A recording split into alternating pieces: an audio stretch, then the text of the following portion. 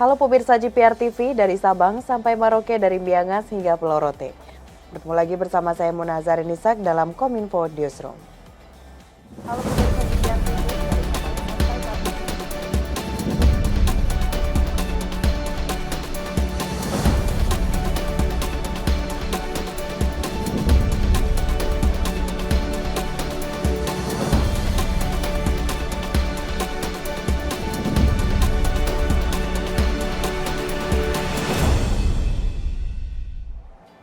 Pemirsa, kita ke informasi pertama.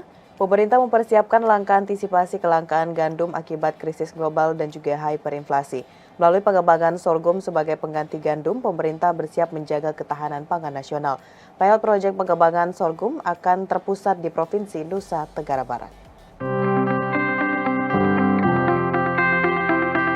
Pemerintah tengah meningkatkan produksi dan hilirisasi tanaman sorghum dan mengembangkan tanaman pengganti gandum untuk menjaga ketahanan pangan nasional. Terkait hal tersebut, pemerintah juga tengah mempersiapkan pilot project pengembangan sorghum yang akan dilakukan di Provinsi Nusa Tenggara Barat, Kabupaten Waingapu.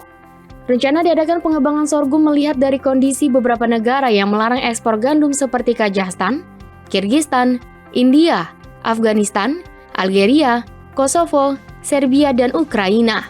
Menteri Koordinator Bidang Perekonomian Erlangga Hartarto dalam konferensi persnya mengungkapkan, tercatat hingga bulan Juni tahun 2022 realisasi luas tanam sorghum telah mencapai 4.355 hektar dan telah tersebar di 6 provinsi di Indonesia. Adapun untuk pengembangan sorghum nantinya, Presiden Joko Widodo telah menugaskan Kementerian Koordinator Bidang Perekonomian untuk menyiapkan roadmap hilirisasi dan pengembangan sorghum hingga tahun 2024. Terkait dengan perkembangan kebijakan impor gandum. Dari arahan Bapak Presiden bahwa saat sekarang realisasi pengembangan sorghum saat ini masih luas tanamnya sampai di bulan Juni ini sekitar 4.355 hektar dan tersebar di 6 provinsi dengan produksi 15.243 ton atau dengan produktivitas 3,63 ton per hektar. Nah, Bapak Presiden minta agar dibuatkan roadmap sampai tahun 2024 dan kami laporkan bahwa target dari musim sasaran tanam di 2022 adalah 15.000 hektar dan ini tentu ada pengembangan sebesar 100.000 hektar dan Bapak Presiden minta bahwa diprioritaskan untuk daerah Nusa Tenggara Barat di Kabupaten Waingapu yang kemarin sudah dilihat oleh Bapak Presiden. Dan di tahun 2023 dipersiapkan lahan sejumlah 115.000 hektar dan di tahun 2024 sebesar 154.000 hektar.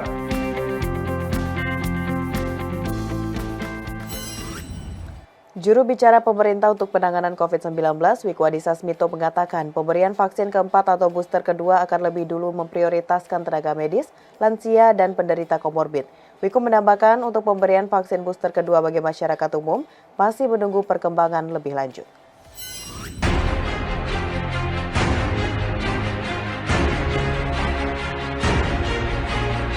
Juru bicara pemerintah untuk penanganan COVID-19 Wiku Adhisa Smito menjelaskan pertanggal 29 Juli 2022, pemerintah sudah memulai pemberian vaksinasi booster kedua bagi tenaga kesehatan di Indonesia. Melihat perkembangan cakupan vaksinasi booster sudah mencapai 27,22% dari sasaran vaksinasi yang telah ditetapkan, pemerintah menegaskan bahwa untuk pemberian vaksin booster kedua akan diberikan berdasarkan prioritas terlebih dahulu seperti tenaga kesehatan, lansia, dan penderita komorbid. Adapun untuk upaya pemberian vaksinasi booster kedua pada rentang usia yang lebih muda dari 18 tahun, Wiku menginformasikan untuk menunggu kepastian dari pemerintah ke depannya.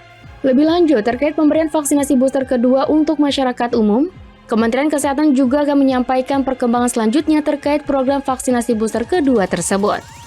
Vaksin booster atau vaksin penguat, yaitu vaksin yang diberikan setelah vaksin dosis inti, yaitu dosis 1 dan 2. Pada prinsipnya, pemberian vaksin booster kedua akan diberikan berdasarkan prioritas terlebih dahulu, yaitu tenaga kesehatan, lansia, dan penderita komorbid. Mohon menunggu informasi selanjutnya dari Kementerian Kesehatan terkait waktu pergiliran vaksin booster kedua ini untuk masyarakat umum. Selanjutnya, pemerintah sudah melakukan serosurvei kembali di bulan Juni-Juli tahun ini sebagai dasar pengukuran tingkat herd immunity masyarakat yang diharapkan akan keluar hasilnya sebelum tanggal 17 Agustus. Pemirsa, jelang perayaan kemerdekaan Republik Indonesia yang ke-77, juru bicara pemerintah untuk penanganan COVID-19 mengingatkan masyarakat untuk terus memperhatikan protokol kesehatan saat mengikuti perayaan HUT RI.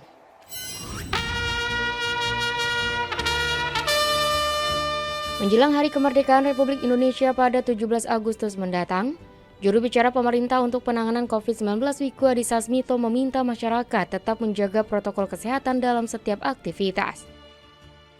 Di mana saat ini Indonesia masih dalam kondisi pandemi COVID-19 dan diimbau bagi masyarakat yang ingin berkegiatan saat perayaan HUT Republik Indonesia yang ke-77, baiknya harus mempersiapkan rencana aktivitas secara aman dan nyaman dari penularan COVID-19.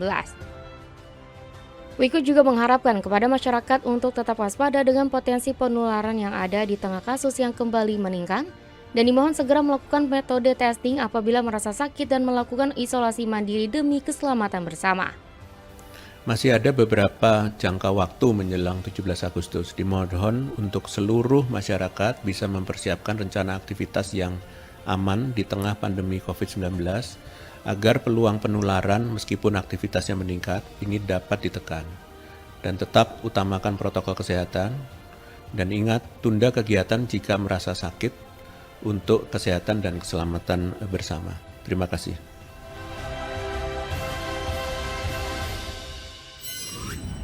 Kunjungan kerja Presiden Joko Widodo ke sejumlah negara beberapa waktu lalu membuahkan investasi di beberapa bidang. Deputi Bidang Promosi Penanaman Modal Kementerian Investasi BKPM menyebut sudah ada pilot project yang terrealisasi.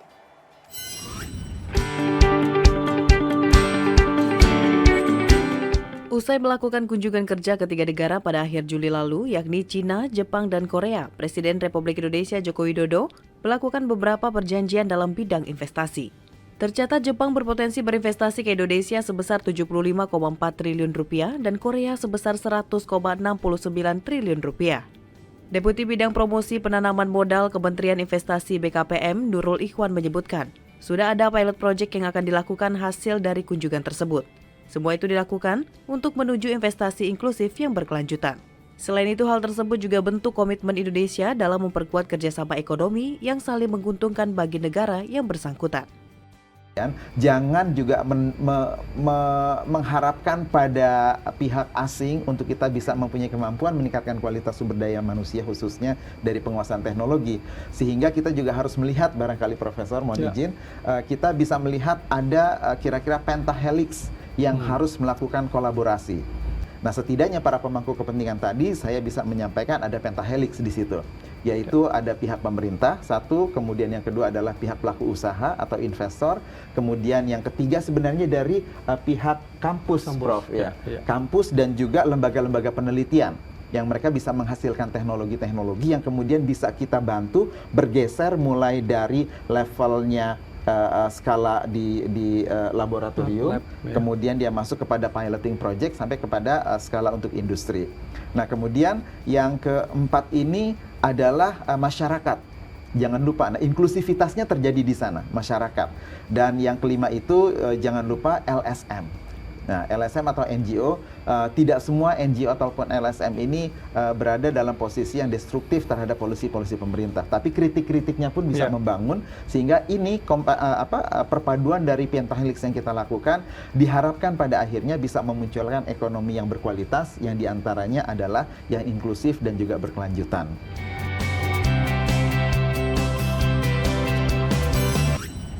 Pemirsa, kami akan kembali sesaat lagi dengan informasi seputar ASEAN Para Games 2022.